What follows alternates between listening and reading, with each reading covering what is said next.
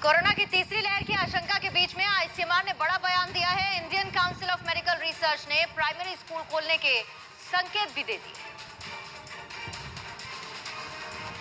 Debate young India की में स्वागत है आप सभी का। आज हमारा मुद्दा यह है कि क्या प्राइमरी स्कूल खुलने चाहिए। ये एक्सपर्ट्स क्या सोचते हैं। कहता हूं कि पेरेंट्स के मन में शंका है या ज्यादातर लोगों के मन में शंका है, वो क्यों होती है?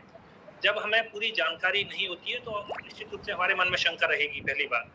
दूसरी बात, जो मई के महीने में हुआ था कि बात आई तीसरी लहर में बच्चों को खतरा होगा, तो उसके बाद अगर किसी से पूछा जाए क्या स्कूल खुलने चाहिए, तो वो निश्चित रूप से कहेगा नहीं खुलने चाहिए। तो वो सब बातें हुई, लेकिन अब एक बात साफ हो चुकी है, सारे एक्सपर्ट कह चुके हैं, डेटा के आधार पर माना जा चुका है कि बच्चों को कोई अतिरिक्त खतरा नहीं है किसी भी लहर में। एक तो हो गई पहली बात। दूसरी बात, सीरो सर्वे से भी पता चला है, जो आईसीएमआर का नेशनल सीरो सर्वे था उसमें देखा गया है कि बच्चों को भी उसी रेट पर इन्फेक्शन होता है जिस पे बड़े लोगों को होता है।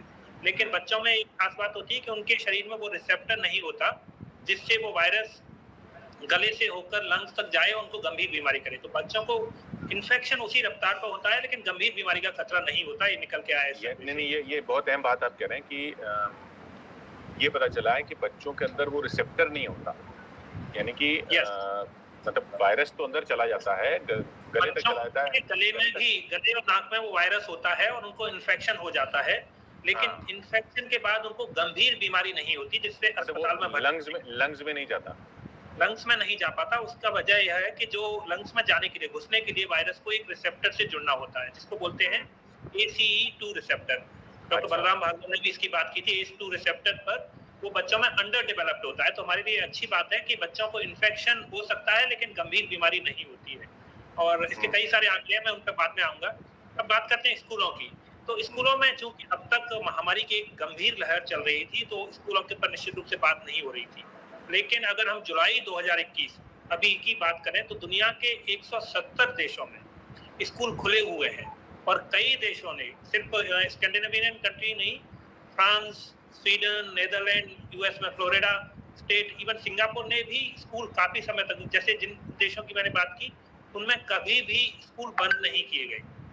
170 देशों में स्कूल चल रहे हैं और उसके आधार पर विशेषज्ञ इस नतीजे पर पहुंचे। उन्होंने देखा है कि बच्चों को गंभीर बीमारी का खतरा बिल्कुल भी नहीं है, और बल्कि एक स्टडी आई है एडिनबरा में, डॉक्टर राजगोपाल ने स्टडी की। उन्होंने इस निष्कर्ष निकाला है कि बच्चों को जो कोविड-19 की गंभीर बीमारी का खतरा है, वो जो एक सामान्य बीमारी होती है फ्लू, उसकी तुलना में आधा खतरा है। लाइक फ्लू से 2 साल से 11 साल तक के बच्चों को अधिक खतरा है, बल्कि कोविड-19 बीमारी तो बच्चों को लगभग बिल्कुल खतरा नहीं है। साथ में एक विशेषज्ञ, दुनिया भर के विशेषज्ञ इस नतीजे पर भी पहुंचे हैं कि स्कूल खोलने के लिए बच्चों का वैक्सीनेशन होना बिल्कुल जरूरी नहीं है।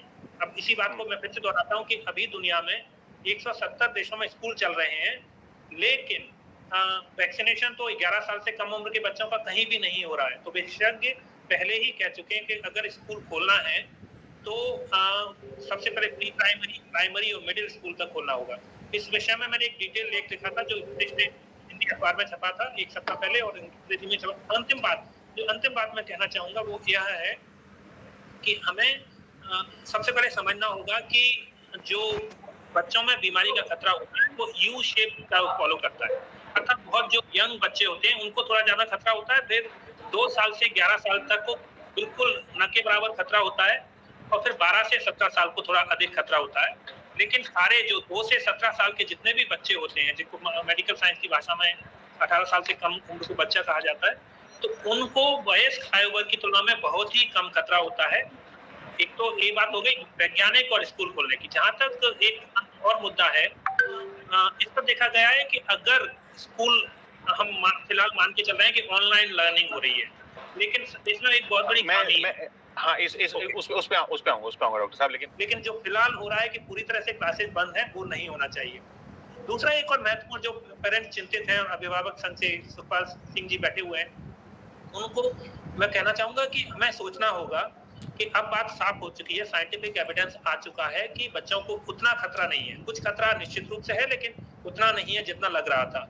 तो कहीं हम बच्चों को सुरक्षा देने की चिंता में उनको एक जरूरी शिक्षा से वंचित तो नहीं कर रहे हैं, और उसे हमें याद रखना होगा। बैलेंस बना शिक्षा जैसा संजय जी ने कहा ना, शिक्षा सिर्फ किताबों वाली शिक्षा नहीं, शिक्षा लोगों से मिलना जुलना, सोशल बिहेवियर, वो अपने आप में शिक्षा का बहुत बड़ा हिस्सा है। इस पर एक वैज्ञानिक स्टडी है, उसमें कहा गया है कि अगर जब बच्चे 1 महीने के लिए स्कूल से दूर होते हैं तो उनका 2 मंथ्स का लर्निंग लॉस होता है। वो क्यों? क्योंकि अभी जो ऑनलाइन ट्रेनिंग हो रही है उसमें सिर्फ वो बुक्स में जो लिखा हुआ है वो पढ़ रहे हैं, लेकिन जैसा कि यादव जी ने कहा उसमें फिजिकल, मेंटल, सोशल और सारी लर्निंग होती है, जो अगर जब तक बच्चा एक दूसरे से इंटरेक्ट नहीं करेगा उस वातावरण में, कम्युनिकेट नहीं करेगा, दोस्तियां होती हैं, एग्जैक्टली वो लाइफ लर्निंग है जो हम नहीं याद रख सकते। तो पूरा तो 16 महीने का जो स्कूल बंद रहे थे 30 महीने का उनका लॉस पहले से ही हो चुका है। वैक्सीन अगर आ भी जाएगी, मैं एक बात और कहना चाहता हूँ, जैसे अगर मान लो वैक्सीन आ भी जाती है और कहा जाता है कि 12 से 17 साल को लगेगी, तो हम जानते हैं कि वैक्सीन की उपलब्धता सीमित है, अगले 6 महीने से 8 महीने निकल जाएंगे। 2 से 11 साल को वैक्सीन लगाने में कम से कम 1 साल लगेगा। क्या हम वो चाहते हैं कि 1 साल और बच्चों की पढ़ाई पूरी तरह बंद रहे? तो देयर आर मेनी इश्यूज जिनको हम समझ सकते हैं। और अंत में कहना चाहूंगा कि पेरेंट्स की चॉइस रहेगी, लेकिन हो सकता है अगर कोई निम्न मध्यम वर्ग के पेरेंट्स अपने बच्चों को स्कूल भेजना चाहते हैं, और ऐसे बहुत सारे पेरेंट्स हैं, तो उनको मौका देना चाहिए। जी तूर साहब ऑप्शन रहेगा, ऑप्शन 72% पेरेंट्स अब कह रहे हैं कि हाँ स्कूल खुलने चाहिए। हाँ, कहना चाहूंगा हाँ। हमारे पास किसी के भी पास दुनिया में अभी सारे सवालों का जवाब नहीं है, लेकिन हम कुछ बातें जानते हैं। पहली बात हम जानते हैं कि जो महामारी है अभी कुछ और महीने रहेगी। दूसरी बात हम जानते हैं कि वो वायरस है उसके कई सालों तक रहेगा। तो अब इस जो परिस्थिति है कि महामारी हो सकता है 1 साल चले, कुछ और समय चले, वायरस तो 10-1 साल रहेगा। तो इस परिस्थिति में हमें आगे की सोच के समाधान के नजरिए से देखना होगा कि हमें कभी ना कभी तो स्कूल खोलने होंगे, और कब खोलने होंगे उसके बारे में प्लानिंग करनी होगी।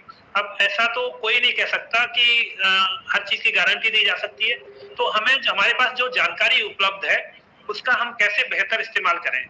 जैसे संजय यादव जी ने कहा कि पेरेंट्स, स्कूल और जो एक्सपर्ट होते हैं, जो उपलब्ध जानकारी के आधार पर हमें निर्णय लेना होगा कि क्या बेहतर है।